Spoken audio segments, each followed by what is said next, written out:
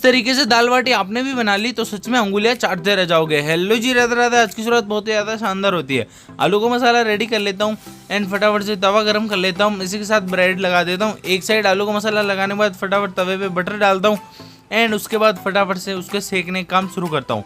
Finally सेक के ready कर लेता हूँ एंड सच में यार बहुत ही ज़्यादा टेस्टी बन गए थे। तुम्हारे भी फटाफट से खाने के बाद रेडी हो जाता है नहा धो के। रेडी होने के बाद अपन को निकलना था ब्यावर, तो फिर क्या फटाफट से अपनी धनों को उठाता हूँ एंड धनों को उठाने के बाद फाइनली निकल जाता हूँ ब्यावर के लिए।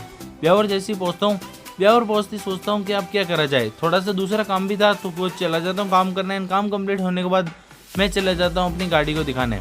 धनों का थोड़ा सा मिस्टेक था। कंप्लीट करने के बाद हम खाते हैं समोसा एंड समोसा खाने के बाद हम वहाँ से निकल जाते हैं। अब हमको जाना था दूसरी लोकेशन, मतलब अपने घर। फटाफट से हम घर पहुँचते हैं। घर पहुँचते तुम्हारा भी सो जाता है पर सब होके उठता है तो मैं चले जाता हूँ अपने नाना जी के घर के लिए।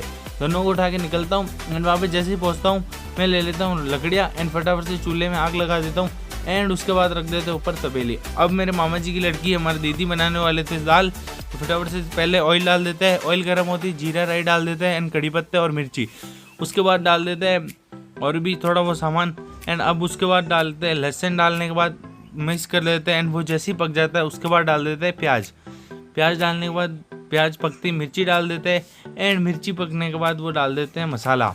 मसाला जैसे ही रेडी होता है, मसाला रेडी होती फटाफट से डालने वाले थे टमाटर, तो फटाफट से टमाटर भी डाल देते हैं। अब मसाला भी पक गया था, टमाटर भी पक गए थे तो आटा लगाने का काम शुरू करते हैं।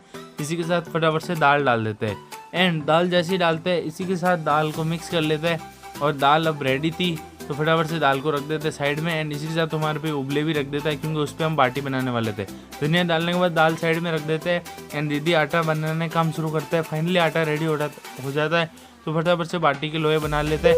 इसी के साथ एक साइड उबले भी गर्म हो गए थे तो फटाफट से उबलों पे बाटियाँ डालने के बाद नानी जी सेक लेते हैं एंड फाइनली हमारी बाटी रेडी हो जाती है।